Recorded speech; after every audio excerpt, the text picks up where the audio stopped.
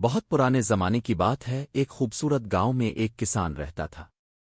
اس کا نام کبیر تھا۔ کبیر نہایت محنتی مگر غریب انسان تھا۔ وہ روز صبح سویرے الفاٹے کر کھیتوں میں کام کرتا اور شام کو تھکا ہارا واپس لوٹتا۔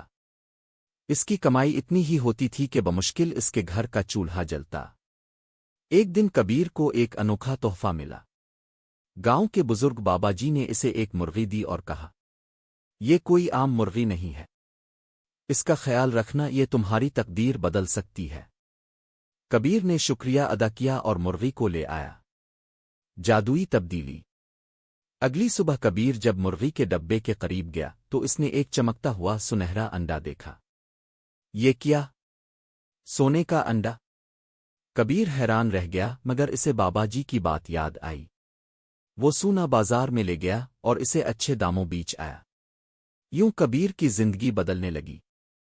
ہر روز مرغی ایک سونے کا انڈا دیتی اور کبیر اسے بیچ کر پیسے کماتا۔ کچھ ہی دنوں میں اس نے پرانے کپڑوں کی جگہ نئے کپڑے لے لیے، گھر کی مرمت کروائی اور تھوڑا سا کھیت بھی خرید لیا۔ لالچ کی شروعات۔ وقت گزرتا گیا اور کبیر کا دل بدلنے لگا۔ اب وہ خوش نہیں رہتا تھا بلکہ مزید دولت کا خواہشمند بن گیا۔ وہ ہر وقت حساب کتاب میں لگا رہتا کہ کس طرح جلدی سے زیادہ پیسہ بنایا جائے۔ ایک دن اس کے دل میں ایک خیال آیا، اگر یہ مرغی روز ایک انڈا دیتی ہے تو یقیناً اس کے پیٹ میں بہت سارے سونے کے انڈے ہوں گے۔ اگر میں اسے ابھی ذبح کر دوں تو ایک ہی دن میں امیر بن جاؤں گا۔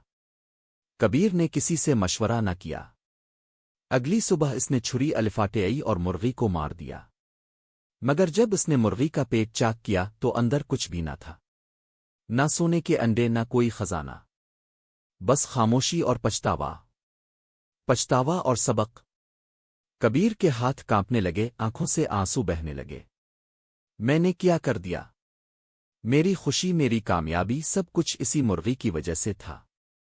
اب نہ مرغی بچی نہ سونے کے انڈے، اور جو کچھ اس نے جمع کیا تھا وہ بھی آہستہ آہستہ ختم ہو گیا۔ کبیر پہلے سے بھی زیادہ غریب ہو گیا۔ نتیجہ۔ یہ کہانی ہمیں سکھاتی ہے کہ لالچ انسان کو اندھا کر دیتی ہے۔